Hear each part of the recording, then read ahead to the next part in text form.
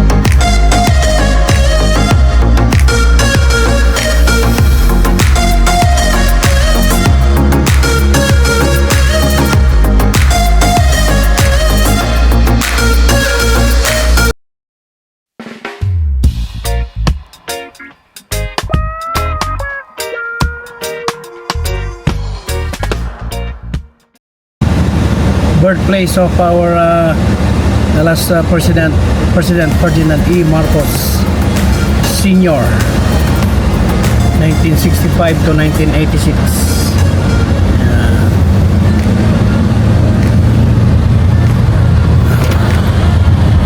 Sa Sarat na tayo. Sarat, Ilocos Norte.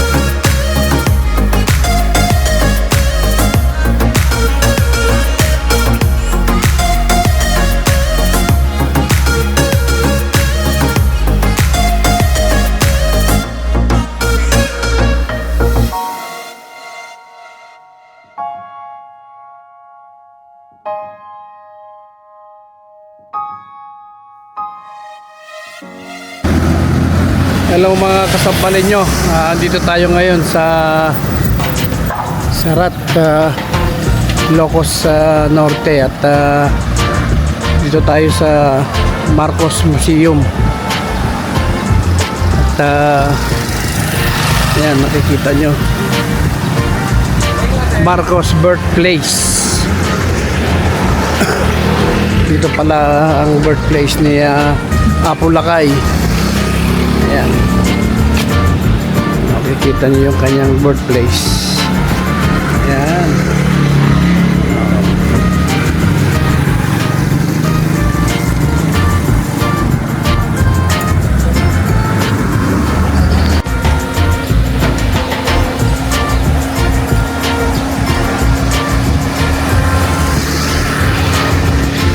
Pero ang sabi nila, ditong street na ito ang kanyang talagang birthplace. Bali inilipat lang nila dito. Ayon dito sa nakausap namin. Okay. Ayan. Okay.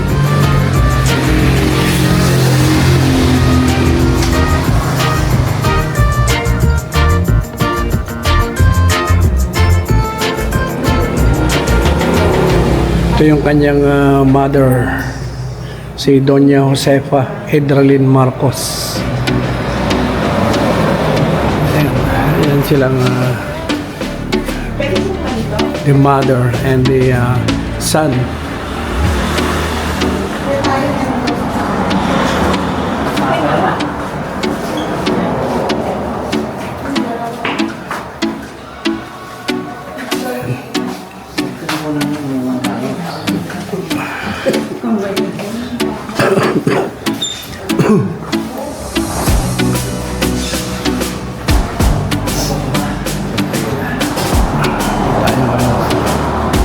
Nakikita mo ba?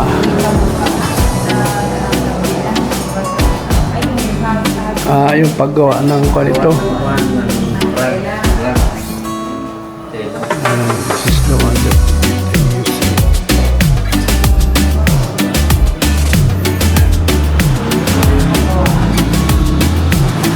Pagtulbo. Yung mga ginagawa nila. Ayan. Yung mga mga let's go upstairs.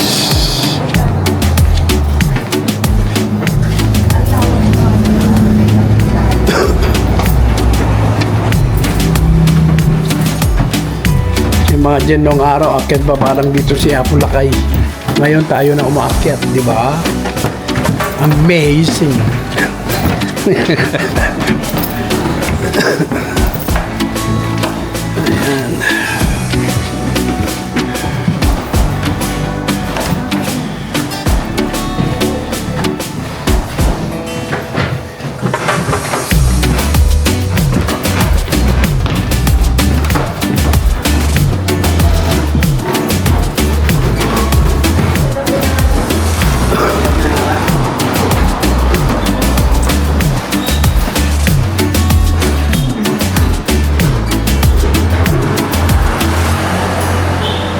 Imagine how old that photo is, guys.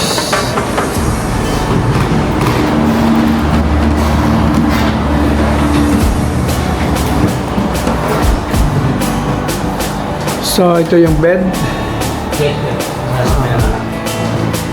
Oh, dito siya pinanganak. Oh my God. Alright, guys. This bed is where our former President Ferdinand E. Marcos when his mother gave birth in this bed, guys. Imagine that. This is the bed where he was born. Oh dear. Imagine this. Huh? 1917 September. Guys, nung pinanganak daw si Apo Lakay, the best president na Pilipinas. Wala na pong makakapalit dyan kahit ano pang mangyari. Ayan.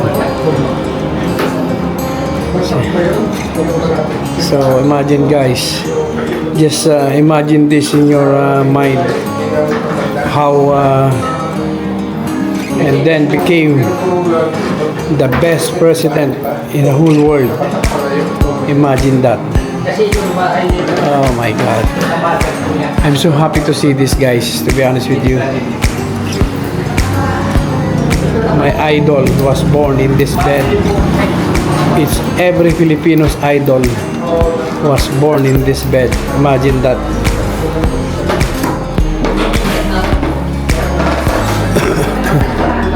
Wala nang hihigit sa experience natin na makita itong lugar na ito. And this is another bedroom, guys.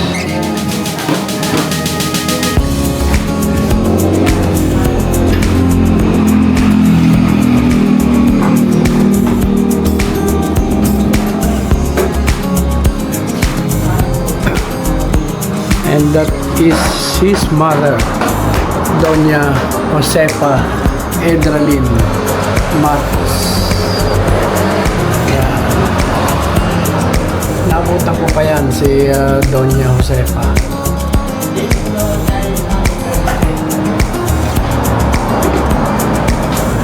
Okay.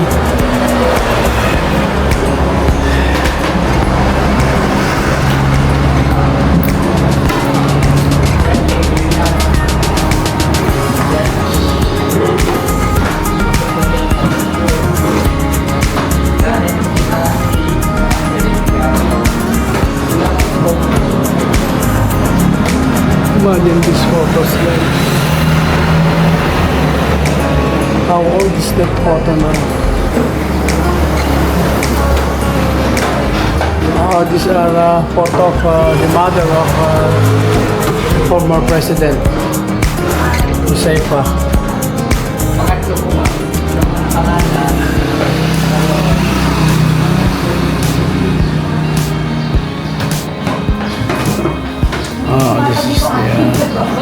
Study room. Doon ka po makibasa sa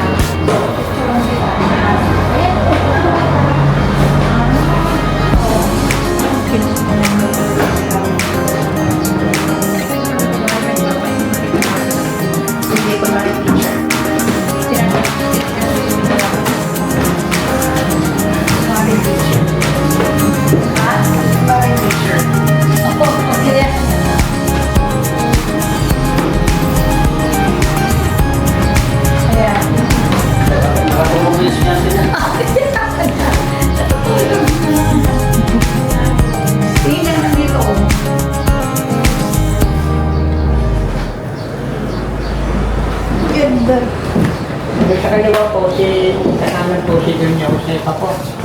Oh, Tawag po niya si Congressman Mariano Marcos. Mariano. Oh, so these are the parents, guys. Okay. Parents. This is Kasi yung Mariano po hindi ka bata. Bakit dito po sa mga This is the mother, and this is the father, Don Mariano Marcos. Yung nasa litrato niya si Ferdinand Marcos. Ako lang ngayon. Teka lang. More on Doña Josefa Edralyn Marcos here. Kasi mas nabuhay ng mas matagal yung mother niya kaysa dun sa father niya. Opo, totoo po yun, sir. Yeah. Nauna po napatay tita. Yeah, naabutan ko pa ito eh, yung mother eh. Naalala ko pa siya yan eh. Forward mo sa akin. So mas naging popular yung mother kasi kaysa yung father niya. Kaysa kay Don Mariano Marcos. Ang dami niyang doctorate na si Dunya Josefa. Doctorate, puro doctorate. Tataka ka ba kung saan ang galing yung utak ni Apo Lakay? Ito lahat ito sa mother niya, mga kasambalay niyo. Kaya hindi rin masabing maliit ang utak ng kanyang ina na minana niya. Oh. Although yung father niya is also talino din.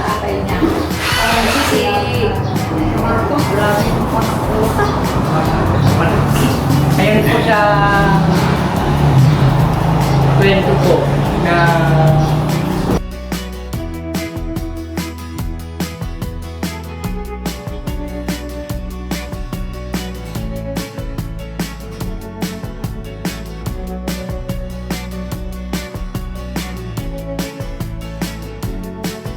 Ito pala yung kusina nila nung araw.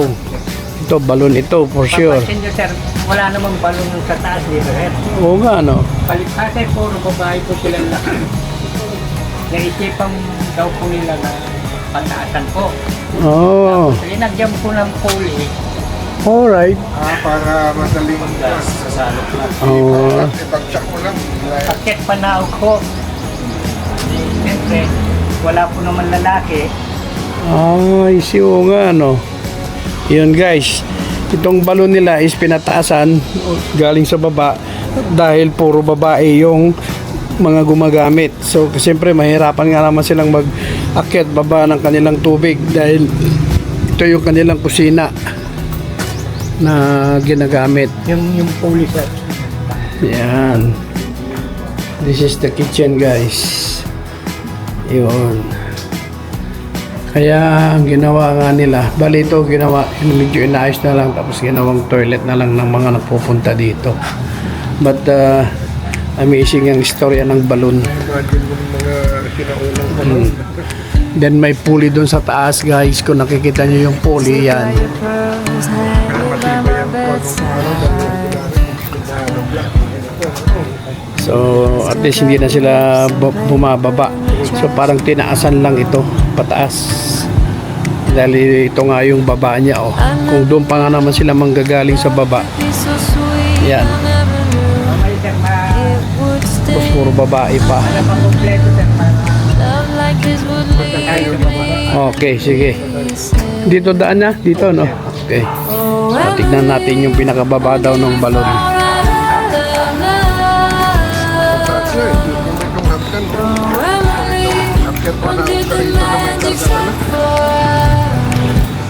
Yun. Oh, look at this guys. Ito yung dugtong niya. Yan. Actually, ang totoong balon talaga, ganyan lang. Diyan sa baba. Yan. Yan. Then, yan. Inabot doon sa taas. So, ganun sila mag-i-give na. Hindi na sila kailangan bumaba dito para mag-i-give. It's a good idea, guys. Yun eh. It's a good idea.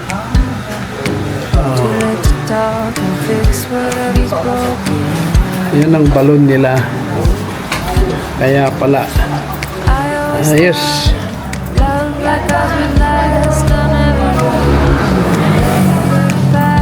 Ganda. Mga original pa talaga yan, ano? Bulabe. Matibay talaga yan.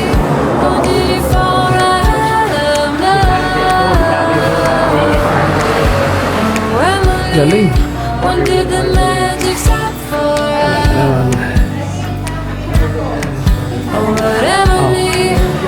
Huli, nakunan ko na ito pero kukunan ko ulit. Young Ferdinand, saka yung kanyang mother. Okay. Staff dito.